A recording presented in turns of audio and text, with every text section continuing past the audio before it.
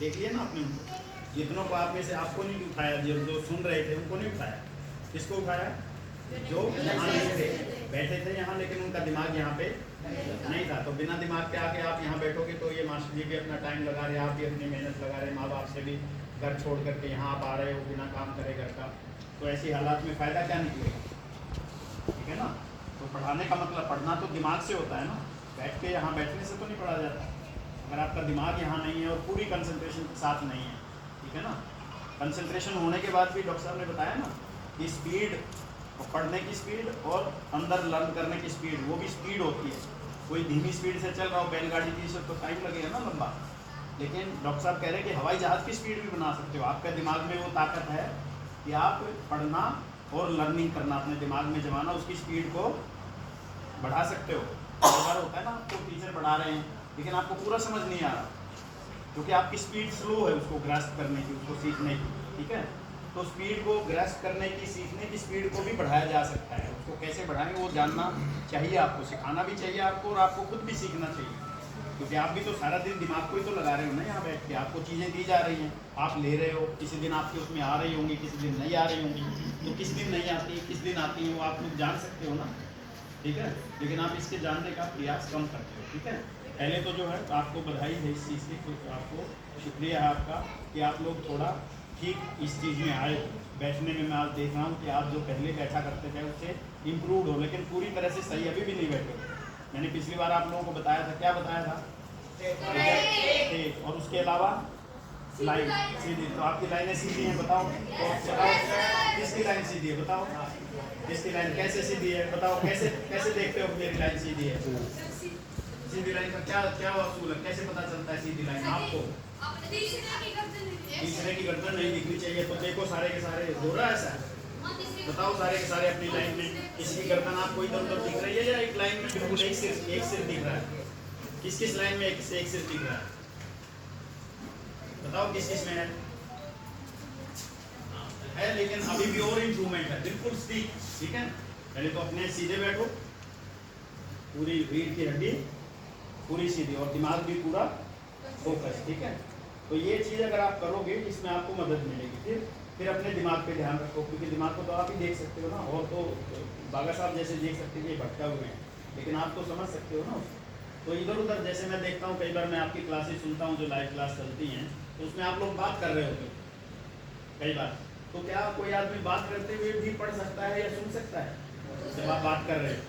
हाँ, अगर आप क्लास की बात कर रहे हो, जो टीचर पढ़ा रहा है उसी की बात कर रहे हो, उसी का कोई प्रश्न टीचर को बता रहे हो, फिर तो ठीक बात है क्योंकि आप उसी में हो, आपका दिमाग उसमें है।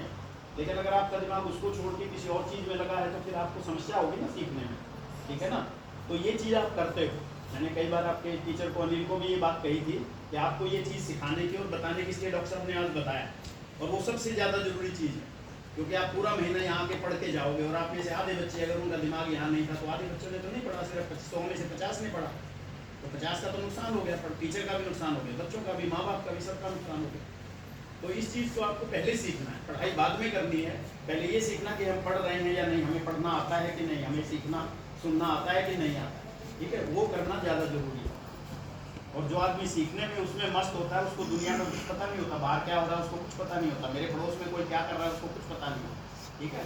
तो ये ट्रेनिंग करनी है आपको, और ये सबसे ज़्यादा जरूरी चीज़। अगर आप कहीं ऊंचा जाना चाहते हो, मैं IAS में आया तो मैंने इस तरह का पढ़ा होगा, ठीक है ना, और पढ़ने की स्पीड को बढ़ाया होगा। मैंने जब IAS किया था, मैं उस समय नौकरी करता था, बैंक में नौकरी करता था पूरा दिन। बैंक की नौकरी आपको पता है कैसी होती है, 2 गुना 4, ये 2 पैसे भी इधर उधर हो जाए तो मुश्किल है। शाम को मैं कॉलेज में पढ़ने जाता था, रेगुलर कॉलेज जैसे आपकी क्लास करके 3-4 घंटे वहाँ पढ़ता था। उसके बाद अपने घर जाता था दिल्ली में, और वहाँ जाके सब्जी खरीद के लेके जाता था, खाना बनाता था, रात के 11 बजे खाना बना के खा के सोता था, शाम को सवेरे 4-5 बजे फिर उठ जाता था, और पूरा दिन भर जो है ये सारे के सारे काम करता था। तो मेरे पास IAS की ट्रेनिंग, पढ़ाई पढ़ने का टाइम नहीं था, छुट्टियाँ नहीं थी मेरे पास। तो अगर मैं जल्दी नहीं पढ़ सकता जो डॉक्टर साहब ने बताया, और एक ही बार पढ़ करके याद नहीं करता, तो मैं शायद IAS में नहीं आ सकता, ठीक है।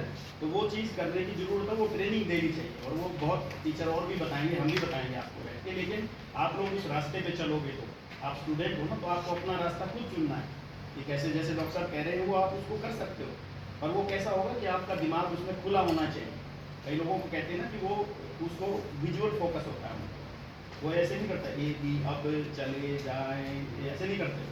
वो विजुअल फोकस में जैसे आप देखते हो ना, मैं आपके चेहरे को विजुअल से देख रहा हूँ, मैं पढ़ रहा हूँ, मैं सारी क्लास को पढ़ रहा हूँ, तो इस तरह के चीज़ को तरीके को सीख, और फिर क्या चीज़ जो पढ़ रहे हो वो दिमाग उसको पकड़े, क्योंकि पकड़ना तो दिमाग में है ना, सिर्फ पढ़ने से तो फायदा नहीं है, आपके अंदर जाना चाहिए कि क्या लिखा गया, ठीक है, उसको अपने के दिमाग में अपने विजन में पकड़ना है, अपनी समझ में लाना है, उसको अपने अंदर लेके जाना, तो इसकी भी ट्रेनिंग करनी है, ठीक है ना। और इसलिए डॉक्टर साहब ने जैसे बताया ना कि मेन पॉइंट लिख लो, क्योंकि किसी सब्जेक्ट को जानना है तो मेन चीज़ को जानना है ना पहले, तो वो मेन जो जहाँ हो उसको अंडरलाइन कर लो, उसको बाहर से ये कर लो, उसी के नोट बनाओ, उसके अंदर जो मेन चीज़ होती है वो जिसको आप भूलोगे उसको वो करो, ताकि आप उसको दोबारा पढ़ लो, पूरे उसको सब्जेक्ट को पढ़ने की जरूरत नहीं, मेन चीज़ें बताओ। महाराणा प्रताप पढ़ रहे हो तो महाराणा प्रताप कहाँ पैदा हुए थे, वो नाम के हल्दी घाटी थी, लड़ाई किसके साथ हुई थी, क्या क्या हुआ था, कितने सिपाही थे, कौन थे, उसके कमांडर कौन थे, तो ये मेन चीज़ें हैं, ये मेन चीज़ों को आपको अंडरलाइन करना होता है, फोकस करना होता है, फिर वो एक बार करने से आप भूल जाओगे। डॉक्टर साहब ने तो खुशबू का नाम सुना, याद हो गया, मेरे को नहीं होता, मैं अगर किसी का नाम सुनता हूँ भूल जाता हूँ, 2-4 बार फिर आएगा, तब याद होगा कि यहाँ दिल सर है, ठीक है ना। तो ऐसे भी लोग होते हैं, लेकिन हैरान होने की जरूरत नहीं, 2-3 बार उसको याद करो। आज आपने नाम सुना खुशबू, घर पे जाके फिर देखो क्या नाम था खुशबू, किस लिए, क्या किससे जोड़ा था, फिर 5 दिन के बाद फिर देखते करो इसका नाम क्या है, इसका नाम क्या है, तो करते करते आपको जैसे आपके घर वालों के नाम याद आते हैं ना, दोस्तों के आ जाते हैं, फिर पूछते थोड़ी, चेहरा देखते ही बता देते, है ना। तो ये ट्रेनिंग है, ये तरीका है, उसको करना है, उससे आपका काम आसान होगा और आप ज़्यादा ऊँचे जाओगे, ठीक है। तो ये करना जरूरी, उसकी शुरुआत जो होती है यहाँ के डिसिप्लिन से, क्योंकि आप जो स्कूलों में सीख रहे हो ना, जहाँ मोहल्लों में रहते हो, गली मोहल्लों में रहते हो, वहाँ आप लोग कैजुअल रहते हो। अब आप छोटे बच्चे नहीं रहे हो, 8वीं क्लास में आ गए हो ना, और आजकल के ज़माने का 8वीं क्लास के बच्चे 8वीं क्लास में प्रोफेसर बने हुए। USA का एक लड़का है जो बड़ी बड़ी यूनिवर्सिटियों में कर रहा है, 10 साल उसकी उम्र, 15 साल की लड़कियाँ PhD कर चुकी हैं इंडिया में, गरीब परिवारों में। तो आप भी तो 14-15 साल के आसपास आने वाले हो ना देखकर, ठीक है, तो आप में भी वो सामर्थ्य है वो करेंगे, तो उस तरह से आपको करना होगा और अपना जो वो चीज़ें हैं उसको बदलना होगा। बाहर चाहे कैसे भी करो, बल्कि बाहर भी बदलो, बाहर भी क्लासरूम की तरह चलो, आप पढ़े लिखे बच्चे हो, बड़े हो रहे हो, ठीक है, तो दूसरे को आपको लगना चाहिए कि आप व्यवस्थित हो, आप एक सभ्य उसकी तरह चल रहे हो, पढ़े लिखे की तरह चल रहे हो, ठीक है। तो ये चीज़ें आपको यहाँ से सीखनी है इस क्लासरूम। यहाँ पे आप 4 घंटे, मैंने कहा था ना, आप 4 घंटे यहाँ बैठते हो तो आपका तो मेडिटेशन ही हो गया, योगा हो गया। अगर आप 4 घंटे यहाँ पे आराम से बैठ लिए और आपने 1 महीना अगर ये कर लिया तो फिर आपको 8 घंटे बैठने में भी कोई तकलीफ नहीं होगा। लेकिन आपका मन भी साथ में रहना चाहिए, नहीं आपने ज़बरदस्ती करके यूँ तो कर लिया, मन आपका इधर उधर रहा, मन को भी तो कंट्रोल रखना है ना, तभी आपका शरीर भी लंबा कंट्रोल करेगा। तो इसलिए मन को भी कंट्रोल करना, जैसे शरीर को सीधा करना सीखा, मन को भी सीधा करना सीखो। और एक दूसरे बच्चे को भी, कोई आपको डिस्टर्ब करना चाहता है उसके साथ मत करो, कोई बात करना चाहता है तो उसको भी रोको, खुद बात बिल्कुल मत करो, उसको भी रोको कि नहीं अभी नहीं बात करनी, बाद में करेंगे, ऐसा करें, ये डिसिप्लिन है, ठीक है ना। उससे मदद होती, नहीं तो आपके टीचर कहते हैं बात मत करो, जब तक वो बोर्ड में देखता हूँ, जब तक वो बोर्ड को सेट कर रहे हो तो आप सब ची कर रहे होते हैं, जैसे चिड़ियाएँ कर रही होती हैं, ऐसा जैसे आप पढ़ने की क्लासरूम में, ठीक है आपके पास टाइम है 2 मिनट, टीचर अपना काम कर रहा है, लेकिन उसका मतलब ये तो नहीं ना आप अपना दिमाग उधर घुमाते रहोगे, तो जब टीचर पढ़ाने लगेगा तब भी आपका दिमाग इधर उधर रहेगा।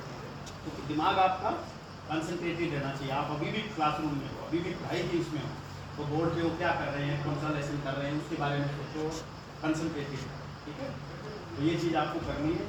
और अगली बात फिर कोई और भी टीचर आएँ और कोई बाहर के आएँ तो उनको दिखना चाहिए, और हमें भी दिखना चाहिए कि आप उस रास्ते में बढ़ रहे हो, आप बहुत आगे बढ़े हो, लेकिन अभी भी बहुत दूर हो जहाँ आपको पहुँचना चाहिए, ठीक है। तो इसका ध्यान रखना, हर एक को ध्यान रखना, ठीक है।